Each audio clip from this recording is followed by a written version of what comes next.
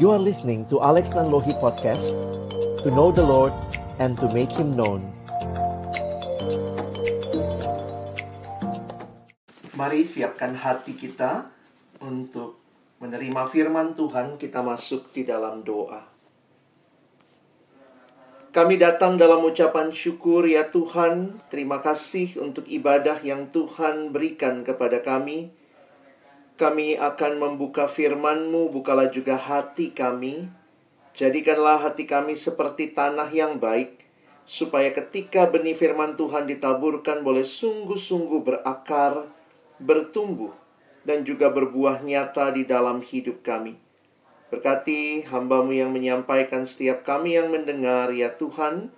Tolong kami bukan hanya jadi pendengar firman yang setia, tapi mampukan dengan kuasa pertolongan dari Roh-Mu yang kudus.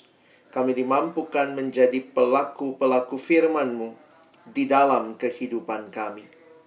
Bersabdalah ya Tuhan, kami umat-Mu sedia mendengarnya.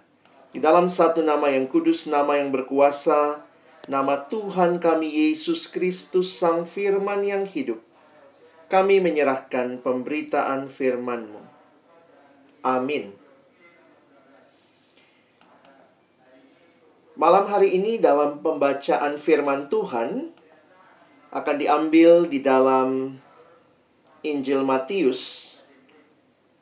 Kita akan melihat di dalam Matius pasal yang ke-23. Matius pasal yang ke-23. Maaf, ini slide saya kayaknya tidak berjalan dengan baik ini ya. Oke. Matius pasal yang ke-23, kita akan melihat di dalam ayat yang ke-13 sampai dengan ayat yang ke-15. Saya bacakan bagi kita sekalian Matius 23 ayat 13 sampai dengan ayat yang ke-15. Celakalah kamu, hai ahli-ahli Taurat dan orang-orang Farisi. Hai kamu orang-orang munafik, karena kamu menutup pintu kerajaan sorga di depan orang, sebab kamu sendiri tidak masuk dan kamu merintangi mereka yang berusaha untuk masuk. Celakalah kamu, hai ahli-ahli Taurat dan orang-orang Farisi. Hai kamu orang-orang munafik, sebab kamu menelan rumah janda-janda, sedang kamu mengelabui mata orang dengan doa yang panjang-panjang. Sebab itu, kamu pasti akan menerima hukuman yang lebih berat. Celakalah kamu, hai ahli-ahli Taurat dan orang-orang Farisi. Hai kamu orang-orang munafik, sebab kamu mengarungi lautan dan menjelajah daratan untuk menobatkan satu orang saja menjadi penganut agamamu, dan sesudah ia bertobat, kamu menjadikan dia orang neraka yang 2 kali lebih jahat daripada kamu sendiri. Sedemikian jauh pembacaan firman Tuhan. Berbahagialah kita yang bukan hanya membacanya, tetapi juga merenungkannya, melakukannya dalam hidup kita, dan bahkan membagikannya. Bapak Ibu yang dikasihi dalam Tuhan Yesus Kristus, senang malam hari ini kita bisa berjumpa. Ini jadinya namanya berzumpa ya, karena lewat Zoom. Dan kembali melihat bagaimana anugerah Tuhan nyata bagi kita sekalian di tengah-tengah pergumulan yang kita juga alami. Firman Tuhan malam hari ini adalah bagian dari khotbah Yesus, atau sebenarnya ini adalah peringatan Yesus kepada murid-muridnya supaya mereka berhati-hati dengan orang-orang Farisi. Orang-orang Farisi, ahli Taurat, adalah kelompok yang menguasai kitab suci, tetapi dalam kelakuan hidup mereka, mereka tidak melakukan apa yang diajarkan atau yang ada di dalam kitab suci. Orang-orang Farisi ini di dalam bagian ini kita lihat berkali-kali diberikan label sebagai orang munafik.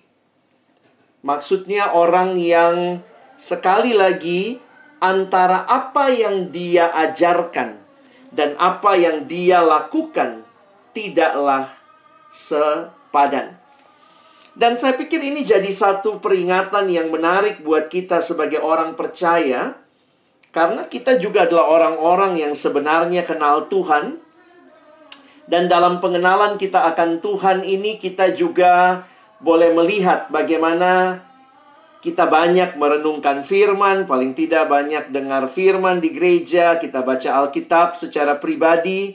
Tetapi perlu untuk kita terus bertanya, apakah kita sedang menghidupi kebenaran demi kebenaran yang kita selama ini ikuti. Makanya kalau kita lihat ada orang yang menguasai Alkitab, mungkin begitu rajin ke gereja, tetapi tidak melakukan itu, gampang sekali orang bilang, ah, dasar munafik. Ah, Farisi memang dia ya. Jadi ini menjadi satu ejekan yang biasanya terjadi ketika kita melihat orang-orang yang hidupnya munafik. Saya ingin mengajak kita melihat dalam bagian ini, Bapak Ibu sekalian, di dalam bagian ini apa yang bisa kita pelajari dalam tema kita malam hari ini. Setia belajar, tapi bukan hanya belajar, tapi juga taat melakukan firman. Bagian Alkitab yang sudah kita baca dalam ayat 13, 14, dan 15 sekali lagi ada dalam rangkaian pengajaran Yesus atau nasihat yang Yesus berikan kepada murid-murid di Matius 23. Coba kita perhatikan sebentar di layar Matius 23 ayat 1-3. Maka berkatalah Yesus kepada orang banyak dan kepada murid-muridnya, katanya, ahli-ahli Taurat dan orang-orang Farisi telah menduduki kursi Musa. Apa maksudnya menduduki kursi Musa? Mereka adalah orang-orang yang punya tanggung jawab mengajar. Mari Bapak Ibu perhatikan ayat yang ketiga. Sebab itu turutilah dan lakukanlah segala sesuatu yang mereka ajarkan kepadamu, tetapi janganlah kamu turuti perbuatan-perbuatan mereka, karena mereka mengajarkannya tetapi tidak melakukannya. Kalau saya membaca ayat ini, pertama kali waktu saya memahaminya, saya pikir Yesus tidak suka dengan semua tentang orang Farisi. Buktinya di ayat yang ketiga, ada yang Tuhan Yesus puji dari mereka. Apa itu? Ajarannya. Ya, karena itu Yesus bilang kepada muridnya, turutilah dan lakukanlah segala sesuatu yang mereka ajarkan kepadamu. Masalahnya orang Farisi itu, ajarannya bagus, tetapi mereka tidak melakukan. Tidak dibuktikan dengan perbuatan-perbuatan mereka. Jadi ini satu kontras yang sangat menarik antara murid dan orang Farisi. Jadi kalau kita lihat di dalam bacaan sebelumnya juga, Matius 22, kalau kita masih ingat ceritanya, ketika orang-orang Farisi mendengar bahwa Yesus telah membuat orang-orang Saduki itu bungkam. Farisi, ahli Taurat, ini satu kelompok, mereka ahli-ahli hukum, ahli-ahli perjanjian lama. Perhatikan ayat 35. Dan seorang dari mereka, seorang ahli Taurat, bertanya untuk mencobai dia. Guru, hukum manakah yang terutama dalam hukum Taurat? Oh, jadi buat mereka yang paling penting adalah perdebatan. Mana yang paling utama? Lalu Yesus menjawab, kasihilah Tuhan Allahmu dengan segenap hatimu dan dengan segenap jiwamu dan dengan segenap akal budimu. Itulah hukum yang terutama dan yang pertama. Dan hukum yang kedua yang sama dengan itu ialah, kasihilah sesamamu manusia seperti dirimu sendiri. Pada kedua hukum inilah tergantung seluruh hukum Taurat dan kitab para nabi. Bapak Ibu yang dikasihi dalam Tuhan Yesus Kristus, mari perhatikan sebentar. Hukum-hukum yang menjadi perdebatan yang mungkin jadi ajaran-ajaran yang sering dibicarakan oleh orang-orang Farisi ini, sebenarnya intinya cuma dua ini. Kasihi Tuhan Allahmu, kasihi sesamamu manusia. Sehingga tidak heran ketika kita melihat apa yang Yesus sampaikan di dalam bagian ini. Ketika Yesus mengkritik orang-orang Farisi ini, bahkan dengan kalimat yang cukup tegas. Celakalah. Celakalah. Apa yang celaka? Karena mereka tahu hukum. Mereka tahu harus mengasihi Allah. Mereka tahu harus mengasihi sesama. Tetapi realitanya mereka tidak lakukan itu. Oh, bisa terjadi seperti itu? Bisa. Orang-orang yang mengerti hukum harus mengasihi Allah, harus mengasihi sesama. Tetapi di dalam menjalankan hukum itu, fokus ketaatan mereka kepada hukum. Kalau ditanya kenapa mereka taat sama hukum, sebenarnya adalah untuk diri mereka sendiri. Saya melayani banyak juga di anak-anak muda, termasuk anak-anak teruna, anak remaja. Dan seringkali memang terlihat juga banyak anak-anak menguasai Alkitab. Untuk apa? Untuk cerdas cermat Alkitab, CCA. Menguasai Alkitab bukan untuk dihidupi, tetapi untuk nanti kalau kompetisi saya menang. Jadi firman Tuhan menjadi sesuatu yang begitu diingat, bahkan dihafal, mungkin juga didebatkan, dibicarakan, tetapi dalam rangka sekadar untuk kompetisi. Karena itu mungkin dia hafal, hormatilah ayahmu dan ibumu. Wah, anak teruna hafal itu. Hukum keberapapun mereka bisa sebut langsung. Hukum kelima, hormatilah ayahmu dan ibumu. Tapi di rumah, belum tentu ya. Dia belum tentu sedang menghormati orang tuanya. Demikian juga orang tua. Bisa menghafal ayat-ayat, hai bapak-bapak ya. Hai suami, kasihilah istrimu. Hai istri, tunduklah kepada suamimu. Wah, harusnya ayatnya jelas, kita tahu semua. Tapi dalam realita, hai suami, harusnya kamu mengasihi istri. Tapi ternyata bisa jadi itu tidak dilakukan. Hai istri, tunduklah kepada suamimu. Yang terjadi istri, tanduklah suamimu. Jadi ini realita kehidupan yang kembali diingatkan kepada kita. Hukum-hukum ini penting. Tetapi bagaimana juga kita tidak kehilangan esensi dari hukum ini. Perhatikan kalimat Yesus ayat 40 tadi. Pada kedua hukum inilah tergantung seluruh hukum Taurat dan kitab para nabi. Kalau ditanya apa sih intinya semua hukum Tuhan? Kasihilah Tuhan Allahmu. Kasihilah sesamamu. Itu inti. Jadi ketika kita tahu banyak hukum-hukum, pertanyaannya, apakah hukum-hukum itu memimpin kita punya kehidupan yang mengasihi Tuhan dan juga mengasihi sesama? Di dalam 3 ayat yang kita baca tadi di awal, itu yang difokuskan Yesus adalah kepada kasih kepada sesama. Mari kita lihat sama-sama 3 ayat tadi. Perhatikan Matius 23 ayat 13. Harusnya kan hukum itu membawa orang makin mengasihi sesama. Lihat apa yang dilakukan oleh ahli Taurat, orang Farisi, orang munafik ini. Karena kamu menutup pintu-pintu kerajaan sorga di depan orang. Sebab kamu sendiri tidak masuk dan kamu merintangi mereka yang berusaha untuk masuk. Pengajaran-pengajaran di dalam Alkitab diibaratkan seperti kunci yang membuka pintu supaya orang boleh masuk ke dalam kerajaan sorga. Tetapi ahli-ahli Taurat ini, orang-orang Farisi ini, pakai pengajaran-pengajaran itu justru mengunci dan orang tidak bisa masuk. Wah, ini ngeri ya. Ketika hukum bukannya membebaskan, tetapi hukum mungkin mendiskriminasi, tidak masuk, tidak boleh ikut. Nah, ini kita bisa lihat dalam kehidupan keseharian ya. Apakah hukum yang adalah untuk mengasihi sesama? Kalau hukum itu untuk mengasihi sesama, harusnya itu yang terlihat jelas.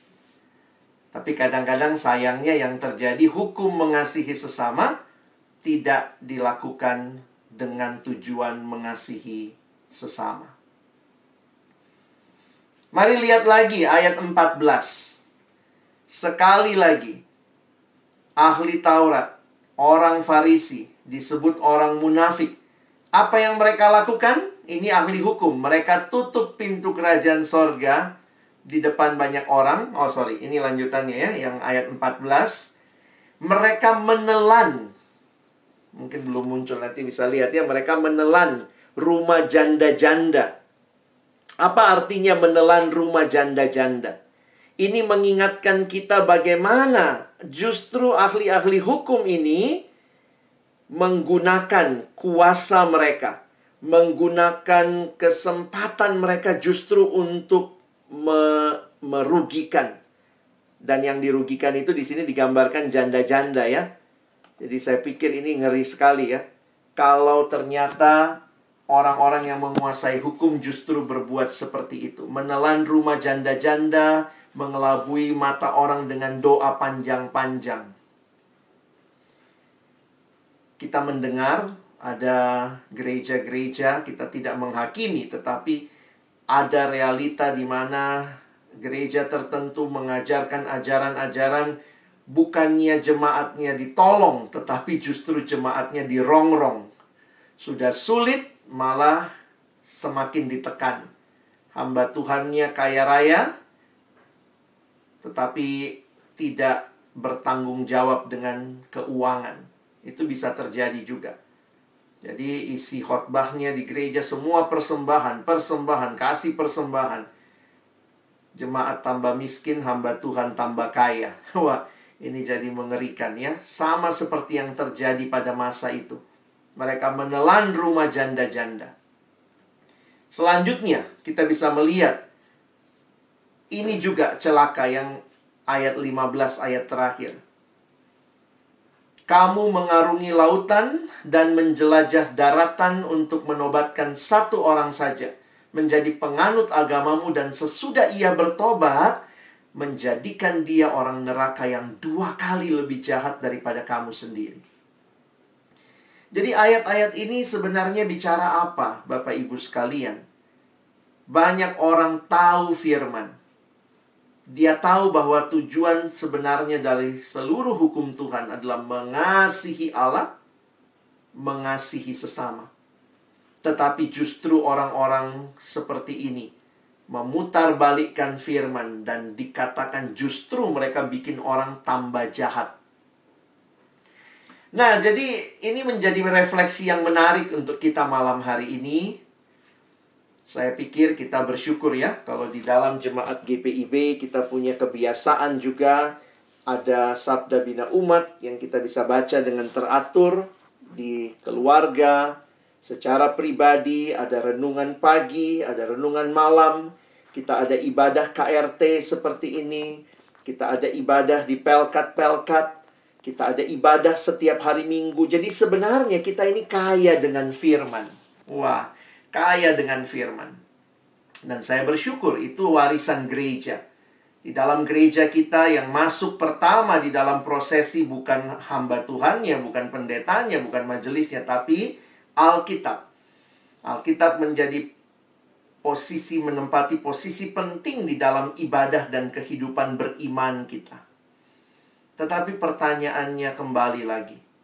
Apakah firman Tuhan yang begitu kaya dan limpah kita nikmati makin membawa kita mengasihi Allah, makin membawa kita mengasihi sesama? Jangan sampai kita justru menggunakan firman untuk melindungi diri kita. Maksudnya apa? Banyak orang bisa memanipulasi firman dengan berbagai tujuan seperti saya cerita tadi. Ada pendeta khotbahkan persembahan jemaatnya dia peras begitu rupa. Itu kan pakai ayat Alkitab. Itu kan berarti dia pakai hukum Tuhan, tapi ternyata tujuannya adalah dia pakai itu untuk mengelabui jemaat. Ada lagi, di dalam jemaat kan harusnya mengasihi sesama. Tapi saya dengar ada, ini dalam satu pelayanan yang saya pernah lakukan, saya dikasih tahu ya, iya Pak, di sini tuh susah mulutnya. Hah, mulut siapa gitu ya? Padahal itu pelayanan pemuda. Iya, ini satu sama lain saling ngomong. Terus kemudian kalau ditegur, yang satu ngambek, lalu nggak mau datang lagi. Akhirnya satu lagi mesti didamaikan lagi. Habis didamaikan yang satu lagi berantem. Yang sini lagi ngomong, yang sini bikin kubu. Cari pendukung. Waktu ditegur, tolong jangan gosip. Mereka bilang, ini nggak gosip Pak, ini sharing. Wih, bedanya apa? Jadi dia pakai ayat begitu ya. Dia bilang, iya kalau kita sharing karena kita tutup dengan doa. Jadi gosip kalau ditutup dengan doa jadi sharing. Ini pakai firman untuk apa? Untuk sekedar mengikuti keinginan. Jadi hati-hati, kita yang tahu firman bisa juga berlindung di balik firman. Dalam arti berlindung bukan hal yang benar, tapi untuk hal yang salah. Nah ini kelakuannya Farisi. Saya berharap kita di sini tidak begitu ya. Tentu kita semua belum ada yang sempurna. Kadang-kadang juga masih ngomong orang ya. Kadang-kadang kita juga terjebak kalau satu sudah pancing-pancing. Saya jadi ikut juga ya. Sudah, nanti kita tutup doa. Jadi sharing itu. Jadi sharing ya. Kadang-kadang tidak mudah. Tetapi kita sedang semakin hari. Kiranya firman itu membawa kita semakin serupa dengan Kristus. Karena itu, Bapak Ibu yang dikasihi dalam Tuhan Yesus, perenungan firman Tuhan malam hari ini menolong kita. Jangan jadi Farisi. Jangan cuma baca-baca Alkitab untuk cerdas cermat, supaya kalau orang tanya kita bisa bilang, oh ayatnya di sini, ayatnya di sini. Tetapi biarlah juga hidup kita benar-benar menyatakan bahwa hukum-hukum Tuhan itu, firman Tuhan itu telah membawa kita semakin mengasihi Tuhan, membawa kita semakin mengasihi sesama.